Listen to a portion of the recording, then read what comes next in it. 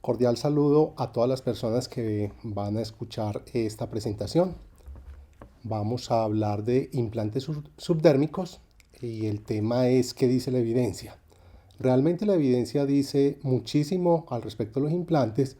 Lo que intentaremos acá es hacer un recorrido corto de aspectos prácticos que nos sirvan a todos como proveedores de salud para asesorar adecuadamente a las parejas y en este caso específico a las mujeres cuando eligen este método de anticoncepción. En el medio contamos con dos implantes subdérmicos. Tenemos el más conocido que es el Yadel. El Yadel es una herencia de uno previo que se llamó Norplan.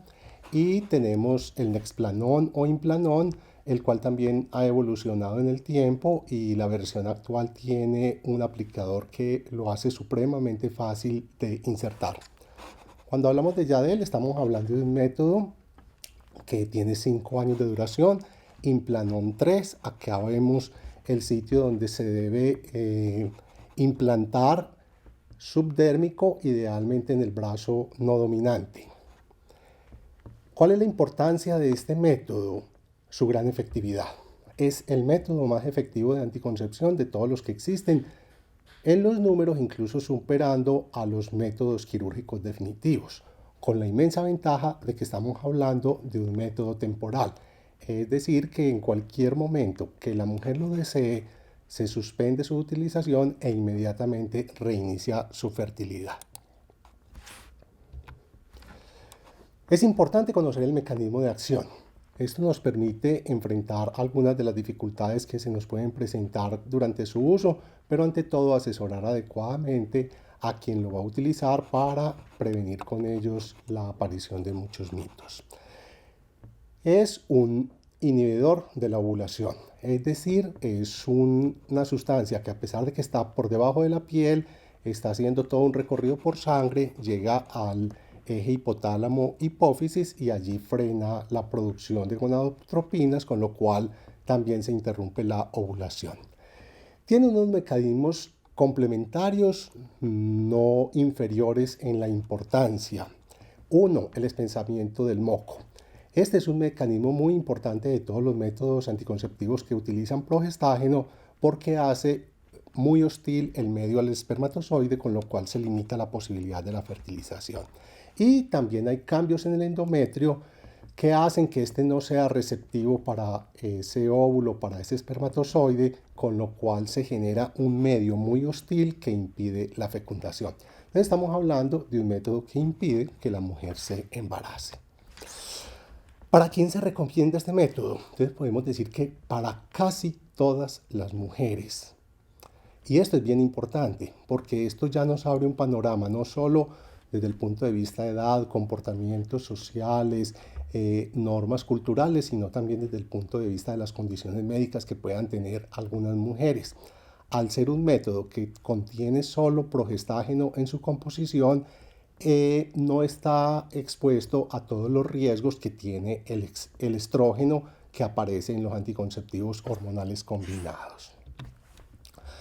¿Para cuáles mujeres no se recomienda? A pesar de que no existe una demostración de asociación entre uso de progestágenos y aparición de trombosis, por precaución ante todos los constructores de los implantes, limitan el uso para las mujeres que tengan trombosis presente. Eso no quiere decir que una mujer que tenga ya un antecedente superado de trombosis no lo pueda utilizar. Estamos hablando es para casos agudos. En mujeres con sangrado vaginal anormal, pero aquí haciendo una aclaración, que aún no tengan diagnóstico. Si ya nosotros conocemos la causa de ese sangrado irregular de la mujer, el implante incluso se pudiese convertir en un método para controlar ese sangrado anormal.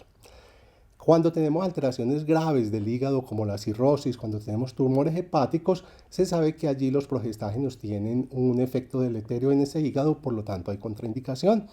En mujeres con cáncer actual o reciente, cáncer de mama, sabemos que la mama, el cáncer de mama, tiene receptores tanto estrogénicos como progestágenos, por lo tanto se recomienda no utilizarlas en ellas. Y tenemos el caso de mujeres con lupus, con anticuerpos antifosfolípidos positivos o cuando no se conoce, pero cuando no estén en tratamiento con terapia inmunosupresora. Si ya están en tratamiento, puede utilizar este método. Posiblemente esta es una precaución más teórica que real, pero la encontramos en las recomendaciones de Organización Mundial de la Salud y otras organizaciones internacionales, posiblemente como precaución por potenciales efectos que todavía hoy pudiéramos no conocer del método. Pero cuando ya la mujer hemos demostrado que no tiene esos anticuerpos o que ya está en terapia, se pueden utilizar. Hablábamos de la inmensa ventaja que tienen los implantes subdérmicos con respecto a su efectividad. Y si hacemos caso a esta propuesta, que nos evalúa los métodos de acuerdo a su efectividad, estamos viendo que los implantes comparten con los dispositivos intrauterinos o con los métodos quirúrgicos el primer lugar en efectividad. Cuando hablamos de efectividad estamos hablando de uso en vida real. ¿Y por qué logran una efectividad tan alta que ustedes ven acá la posibilidad inferior a 1 en 1000 para las fallas?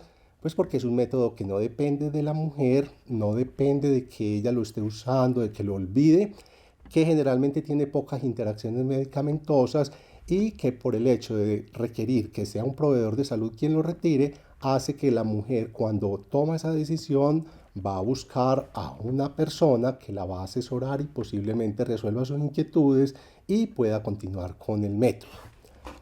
Al compartir varios mecanismos de acción, hace igualmente que la posibilidad de embarazo sea muy bajita. Y esto es importante cuando lo comparamos con los métodos más frecuentemente utilizados, como son los anticonceptivos orales combinados, sean orales, sean parenterales o con otras vías de suministro, y ni se diga con aquellos métodos tradicionales o basados en el conocimiento de la fertilidad, donde miremos que la tasa de falla es bien inferior, cuando acá estamos hablando de menos de 1 en 1000, cuando ya pasamos a hablar, por ejemplo, de anticoncepción hormonal oral combinada, ya estamos hablando de que puede haber incluso hasta 8 fallas por cada 100 usuarias, y con los métodos basados en la fertilidad, estas fallas superan a 20 de 100. El hecho de presentarle a las mujeres los métodos de esta manera posiblemente contribuya a que ellas tengan una decisión más informada en la que pueden privilegiar, conociendo esas fallas, uno u otro método y posiblemente ver estas diferencias tan grandes en la efectividad haga que algunos de los temores, algunos de los mitos se minimicen. El momento del inicio del implante aplica lo mismo que para cualquier otro método anticonceptivo. En cualquier momento del ciclo, siempre y cuando uno esté con una razonable seguridad de que esa mujer no está en embarazo. Y OMS nos da unas directrices de cuándo podemos tener nosotros una aproximación razonable a esa ausencia de embarazo, dependiendo de que la mujer no haya tenido actividad sexual heterosexual reciente, que no haya que venga de estar recibiendo o tomando otro método, que esté en sus primeros días de menstruación. Es decir, los conocemos, los tradicionales que maneja la Organización Mundial de la Salud. Entonces el llamado de atención es: no es necesario esperar hasta que la mujer esté menstruando para aplicar el método.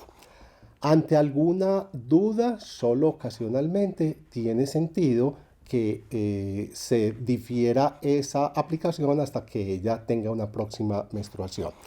Lo importante es que si se aplica en un momento diferente a esos primeros días postmenstruales, en la semana siguiente ella debe utilizar un método de refuerzo, sea abstinencia o sea un método de barrera. Supremamente importante y que aplica para casi todos los métodos anticonceptivos. No es necesario realizar ningún examen, sea clínico o paraclínico, antes de empezar un implante subdérmico. ¿Esto qué dice? No se requieren exámenes pélvicos, no se requieren exámenes de mama, porque esto muchas veces se convierte más en barreras que en una utilidad para la seguridad del método o para la efectividad del mismo. ¿Esto qué significa? Que casi ningún hallazgo que pudiéramos encontrar nosotros al examen físico o por paraclínicos va a identificar qué mujer va a tener problemas con el método o va a tener más potencialidad de falla. Entonces, en ese sentido, se recomienda no utilizar. La Organización Mundial de la Salud nos da en sus recomendaciones qué acciones debemos tomar nosotros al momento de iniciar un método y nos califica estas acciones en unas categorías. Entonces, en el caso particular de los implantes, vemos que el examen de mama, el examen ginecológico, una citología, algún examen de laboratorio, una medición de hemoglobina, la evaluación por examen físico de presencia de enfermedades de transmisión sexual o mediante laboratorio no contribuyen de manera considerable al uso seguro y eficaz del método anticonceptivo. O sea que ese tiempo que estaríamos nosotros utilizando en ordenar estos exámenes, revisar estos exámenes o estar examinando a la mujer, los debemos invertir mejor en un proceso muy adecuado de orientación con respecto al uso efectivo del método. Y existe acá un llamadito de la presión arterial, que es casi que el único examen que necesitamos para la mayoría de los métodos, que de todas formas hay que saber si por algún motivo es totalmente imposible tomar una presión arterial, diga usted porque fue a una brigada, no encontró equipo, eso no es impedimento para implantar el implante subdérmico. Se aplica y posteriormente se haría esa verificación de presión arterial. ¿Qué riesgos tenemos cuando estamos utilizando implantes subdérmicos? Lo más importante, miremos la frecuencia, supremamente bajita cualquiera de ellas. Entonces es innegable que ha habido mujeres que han manifestado un dolor más importante de lo que uno esperaría. Ha habido casos de sangrados, de hematoma. Ocasionalmente habrá inserciones difíciles, puede que haya falla técnica en algún momento en el aplicador que se está utilizando, pero esto se presenta en 1 de cada 100 casos. Complicaciones con el retiro igualmente son poco frecuentes, como sería que al momento de extraerlo uno rompa la cápsula del implante, que haya imposibilidad de localizarlo o que esté muy fijo por tejido fibroso. Esto es inferior a 2 de cada 100 mujeres y es importante conocerlo, explicarlo a las mujeres porque generalmente nos enfrentamos a situaciones donde no solo la comunidad, sino que el personal de la salud juzga más por la anécdota que por la evidencia. Y entonces, por un solo caso difícil de retiro, por un solo hematoma que haya visto, por una sola infección que haya visto en la vida o que haya oído que ha sucedido, esto lo magnifica y tiende a pensar de que es un evento muy frecuente. Vemos que no hay ningún efecto sobre la densidad mineral ósea, y es importante separarlo porque es un progestágeno, pero al tener una liberación sostenida de dosis bajas desde esa cápsula, no logra afectarla. Y el embarazo ectópico, que en algún momento se pensó que por el enlentecimiento de las trompas que se produce cuando se somete el organismo a un progestágeno pudiera incrementar el riesgo de embarazo ectópico, está plenamente demostrado que no. Podemos decir, cualquier método anticonceptivo, así sea los más malitos, con el simple hecho de disminuir la posibilidad de tener un embarazo, está disminuyendo la posibilidad de que ese embarazo sea ectópico. Efectos secundarios. Entonces aquí aparecen unos aspectos bien importantes a conocer con los implantes. Acá tenemos unas comparaciones entre el etonogestrel, que es el Implanon o el Nexplanon, y tenemos el levonorgestrel. Si miramos, a pesar de que en algún momento pudieran existir unas diferencias numéricas puntuales, en general podemos decir que los efectos son poco frecuentes, la mayoría de ellos, otros con una frecuencia moderada, pero que no existe diferencia entre las dos presentaciones. Por eso al momento de elegir cuál de los dos vamos a recomendar o a utilizar, esa decisión pasa por otros parámetros. Pasa por la disponibilidad, si el sistema lo está dando o no, o sea, la posibilidad de conseguirlo si está en el medio, los costos, y entonces acá no habría duda que habría que escoger el que sea más favorable y el que tenga un mejor rango de costo-efectividad. Adicional al tiempo de duración, si sabemos que es una mujer que pretende durar más de 3 años con el método, es recomendado el de levonorgestrel. Si es de 3 años o menos, pues posiblemente sea el de etonogestrel. En algún momento ellos tuvieron diferencia también por la facilidad o dificultad para aplicarlos, pero una persona entrenada puede aplicarlos los dos de una manera muy adecuada. Miramos que puede haber presencia de acné. Esto es un hallazgo que es más frecuente en las mujeres que usan solo progestágeno que en las mujeres que utilizan un combinado o que no están usando anticoncepción. Tenemos la presencia de mastalgia, que generalmente va a ceder con las medidas generales que conocemos como un brasier apretado, en algunos casos si se requiriera compresas frías.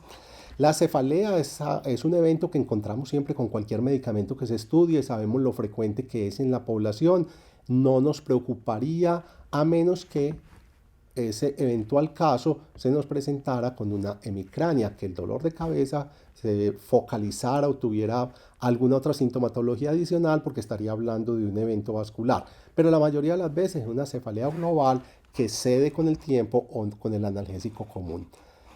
Con respecto al incremento de peso, este es uno de los efectos que genera más controversia cuando estamos usando métodos anticonceptivos de solo progestágeno.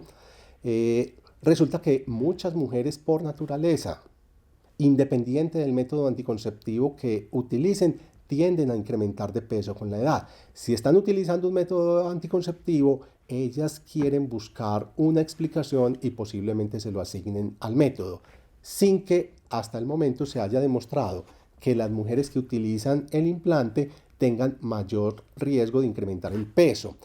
A pesar de lo que estoy diciendo, es claro, hay algún subgrupo de mujeres que no somos capaces de identificar previamente, son muy sensibles al progestágeno y con pocas dosis, poca exposición, ellas por susceptibilidad individual empiezan a incrementar de una manera notoria su peso. Estos son casos de excepción, pero igualmente son los que le dañan la mala imagen al método. Es el que todas las amigas, todas las vecinas o todo el personal de salud queda recordando porque incrementó 5, 10, incluso hay casos reportados de 10 o más kilos de incremento. Esa mujer que es tan sensible al progestágeno, esa tiene una indicación para retirarlo.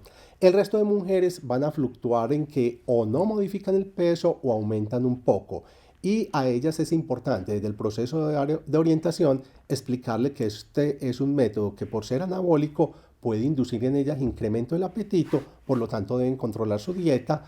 Deben saber que no es que el organismo necesite más alimentación, sino que de manera artificial esta molécula le está pidiendo para que ella controle adicionalmente que haga ejercicio.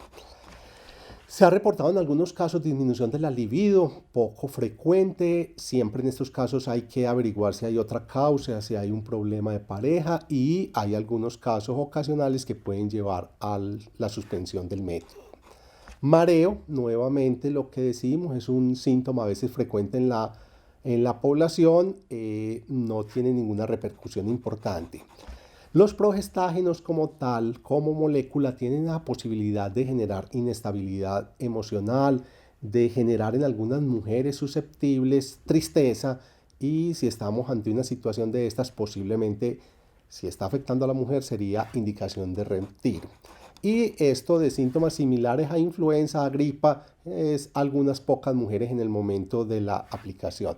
Por último, las náuseas que se presentan casi siempre que estamos usando hormonales.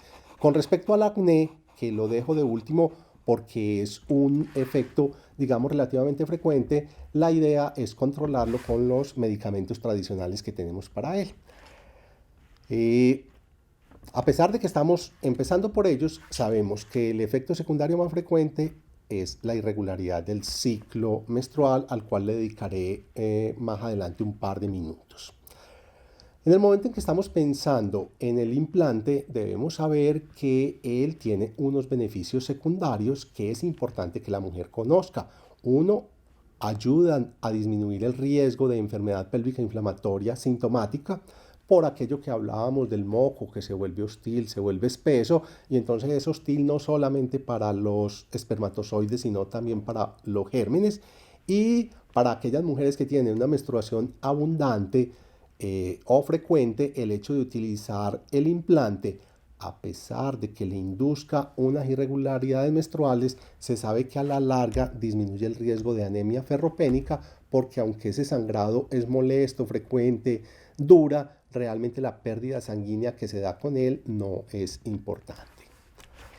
¿Qué vamos a hacer entonces con estos efectos secundarios? Siempre explicarle a la mujer que no son indicación de una enfermedad, que son posiblemente algunos de ellos efecto de esa hormona, sin que estén hablando de que esté pasando algo negativo, malo en su organismo. Saber que la mayoría de esos síntomas, de esos signos, desaparecen de manera espontánea después de los primeros meses de uso del método. Bien importante que no juzguemos por la anécdota, que no magnifiquemos el efecto, sepamos que no todas las mujeres van a desarrollar esos efectos. Entonces, en el momento que la estamos asesorando, debe ser una información transparente, pero igualmente neutra. Algunas mujeres con este método pueden tener dolor de cabeza, sin embargo, esto no es dañino para tu salud, generalmente desaparece. Saber que exista, pero no plantearle como a veces algunos proveedores hacen, que quieren inducir una respuesta en la mujer, magnificar o exagerar el efecto de esto. Y bien importante en anticoncepción, en todos los métodos, es que la mujer tenga oportunidad de consultar cuando tenga alguna duda o alguna inquietud. Ya vimos el control de estos efectos secundarios y acá me aparece el de quistes ováricos. Lo dejo aparte también porque es importante. Las mujeres que usan métodos anticonceptivos de solo progestágeno, a veces les persisten los folículos, unos folículos que alcanzan a crecer 4, 5 o 6 centímetros y quedan estables en el tiempo. No son tumores, no son cánceres, no necesitan un tratamiento quirúrgico, no necesitan laparoscopia. La mayoría de las veces esos quistes, aunque tengan 4, 5, 6 centímetros, no inducen síntomas en la mujer, y si ella está percibiendo algo, posiblemente por ese algo se le pide la ecografía, allí incidentalmente se encuentra el quiste. No pensemos que ese quiste es el causante de algo. Por lo tanto, no hay que asustarla, no hay que remitirla a especialistas, no hay que operarla. Esos quistes se observan porque con el tiempo ellos van a desaparecer. Si en ese proceso de observación se ve que el quiste está cambiando de característica, está incrementando, ya podemos decir, este es un quiste que no es secundario al método, es un quiste que le iba a dar de todas maneras a la mujer y pareciera no ser el quiste benigno si está teniendo esos cambios. En ese caso sí ameritaría manejo quirúrgico. Dejamos para lo último lo del sangrado irregular, porque no es desconocido para todos los que trabajamos en este tema, que es nuestra principal dificultad. Las mujeres van a consultar por él y lo primero que tenemos que pensar es si hay una condición subyacente a ese sangrado. Entonces, si el sangrado se está presentando muy pronto después de haber aplicado el implante, se lo podemos asignar al implante. Sin embargo, si la mujer, después de llevar un tiempo largo en la que no tenía sangrados irregulares, empieza con ellos, no debemos de entrada asignárselo al implante, sino que debemos buscar una causa subyacente. Por ejemplo, una infección, una inflamación del endometrio, una endometritis que pudiera producir esto. Si es una mujer de más edad, pudiera estar desarrollando un pólipo endometrial. Si encontramos que hay una causa secundaria, que hay una causa adicional a ese sangrado, se trata y debe mejorar. Sí, por el interrogatorio, por nuestro raciocinio epidemiológico, teniendo en cuenta la edad, el comportamiento de la mujer, en ocasiones, muchas veces el examen clínico ginecológico no encontramos una causa subyacente, lo primero es evaluar cómo es ese patrón y qué tanto está tolerando la mujer. Si vemos que es un sangrado infrecuente, leve, de corta duración y la mujer lo tolera, le pudiéramos decir que continúe en esas condiciones, que es posible que más adelante entre en amenorrea.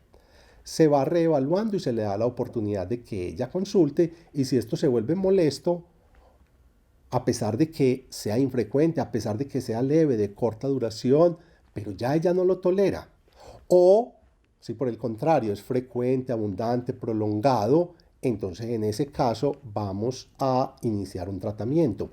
Esto siempre es conveniente tenerlo de una manera objetiva, que la mujer lleve un diario de ese sangrado. No es lo mismo cuando ella nos dice sangro todos los días a cuando nos trae un calendario marcado en su celular o un calendario de papel donde ya nosotros vemos que realmente no es todos los días. La percepción del sangrado es incómodo para ellas y entonces no es lo mismo la mujer que esté sangrando todo el mes completo a una que presente unos sangrados esporádicos. Si vamos a iniciar tratamiento tenemos opción y una primera es utilizar estrógenos. Como estamos con el implante usando progestágenos no contrarrestados, eso genera un cambio endometrial en la decidua que hace que haya sangrado. Entonces lo podemos controlar con estrógeno. Si la mujer no tiene contraindicación al estrógeno, si ella ha tolerado los anticonceptivos orales combinados o los quiere aceptar en el momento, se puede utilizar. Acá no hay una demostración objetiva de cuánto debe ser la duración, cuántos ciclos, decir que haya un anticonceptivo mejor que otro. No hay nada al respecto. Sabemos que esos anticonceptivos orales, cuando se utilizan durante un número de ciclos, van a controlar el sangrado de esa mujer, la van a volver a regularizar de una manera artificial porque ya están con el efecto de ese estrógeno. Hay un número mágico que no hay cómo sustentar que sea ese, 3 meses. Pero eso no quiere decir que no se pueda usar 4 o 5. Generalmente se hace es porque uno le da oportunidad de 3 meses para ver si en la evolución natural de la adaptación de ella al método vuelve a regularizar o entra en amenorrea, que también es uno de los patrones esperados en ellas, o ya pasa después del tratamiento a desaparecer como tal. Se reevalúa y dependiendo de cómo vaya ella definimos si seguimos o no.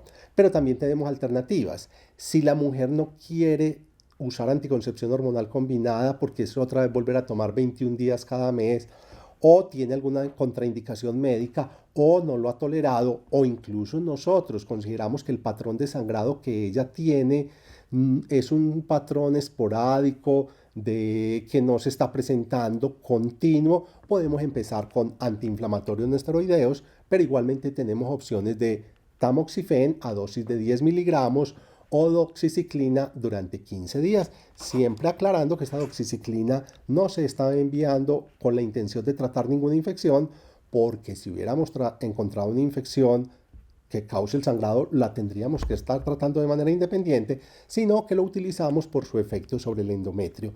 Y nuevamente lo mismo, se reevalúa el tratamiento. Acá es importante decir, estos tratamientos sirven para controlar un sangrado activo que tenga la mujer, pero no garantizan que éste no vuelva a recurrir. Por lo tanto, hay que utilizarlo cuantas veces sea necesario, cuantas veces tolere la mujer, o los podemos rotar. Un antiinflamatorio, probar un segundo o un tercero, o pasar a tamoxifen o modificar el orden. Aclarando, no hay nada que nos demuestre que un esquema sea mejor que el otro. Estamos con un buen número de estudios que nos muestran que no hay daño y que la mujer puede ir tolerando con esto. Si se suspendió el sangrado, hacemos un seguimiento. Si no mejora lo que estábamos planteando, intentar con otro fármaco e idealmente dejar el retiro solo cuando definitivamente hemos hecho varios intentos de controlarlo y la mujer ya no tolera el sangrado. Acá están algunos de los muchos esquemas que se han utilizado: anticonceptivos orales combinados, etinilestradiol, que nosotros no disponemos de él como molécula pura en el medio, pero que pudiéramos reemplazar con algún otro estrógeno, valerato de estradiol, por ejemplo, estrógenos conjugados, por ejemplo, que será durante unos 10-15 días para controlar ese sangrado. La doxiciclina estamos viendo que no es un esquema largo como cuando lo usamos como antibiótico, 2 veces al día por 15 días. Acá tengo anotados los antiinflamatorios que ya tienen ensayos clínicos donde han mostrado algo de efectividad. El mefenámico, mire que es incluso a una dosis más espaciada de la que a veces la utilizamos como analgésico. El ibuprofen, que aunque acá tengo 800, igualmente se ha utilizado a dosis de 400. Celecoxib, si queremos una dosis diaria. Acá tenemos el ácido tranexámico. Está en una dosis muy bajita realmente en el esquema que han evaluado, y sabemos que con el ácido tranexámico podemos usar dosis de 1 gramo hasta cada 6 horas. El inconveniente es el tamaño de esa tableta incómoda para tomar. y cuando vamos a usar tamoxifeno, que son 10 miligramos por 10 días. Esto es como para terminar una gráfica que vamos a seguir viendo en esto. Es un llamado de atención. Esto es una evaluación que se hizo de los métodos de larga acción, dispositivos implantes, que también se evaluó la acetato de medroxiprogesterona y se comparó con los métodos de corta acción, también temporales, orales, anillos o parches. Acá, para resumirle, fue un estudio, no es ensayo clínico, en el cual a las mujeres se les dieron todas las oportunidades para que ellas pudieran elegir el método que quisieran, pero lo más importante, un acompañamiento continuo que garantizaba que estos métodos los tuvieran disponibles los 7 días de la semana, 24 horas, sin ninguna barrera. El simple hecho de estar en el estudio, llegar con la constancia a la farmacia, se los entregaban sin trabas. Es decir, acá no había problemas de suministro como pudiéramos tener. Y al cabo de 3 años, vemos cómo por cada un embarazo no planeado, al cabo de 3 años se presentaron 21 embarazos no planeados en las mujeres que estaban usando orales, anillos o parches.